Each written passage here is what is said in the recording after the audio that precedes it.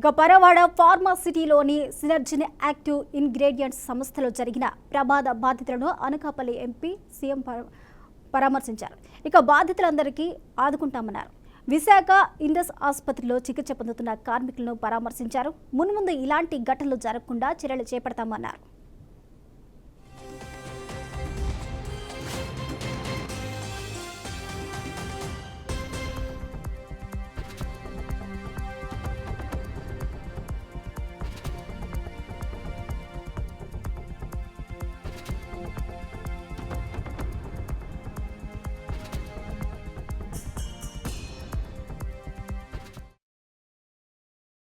ఈ మిక్స్ చేసే దాంట్లో ప్రతిరోజు కూడా అతనే మిక్స్ చేయడం, అతను కూడా ఏం జరిగిందో, ఏమన్నా కెమికల్లో ఫాల్ట్ వచ్చిందా ఏంటి అనేది అతనికి కూడా అర్థం కావట్లేదు.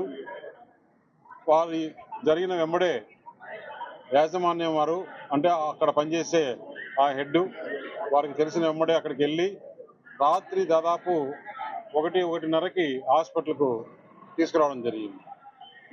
ఉదయాన్నే అంటే పోలీసుకు కానీ యంత్రాంగానికి కానీ ఎవరికి తెలియదు.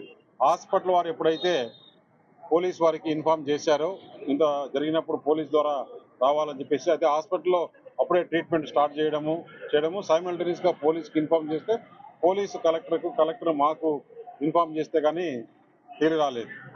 చీఫ్ కెమిస్ట్ అక్కడ, అతనే ఈ మిక్స్ చేసే దాంట్లో ప్రతిరోజు కూడా అతనే మిక్స్ చేయడం, అతను కూడా ఏం జరిగిందో, ఏమన్నా కెమికల్లో ఫాల్ట్ వచ్చిందా ఏంటి అనేది అతనికి కూడా అర్థం కావట్లేదు.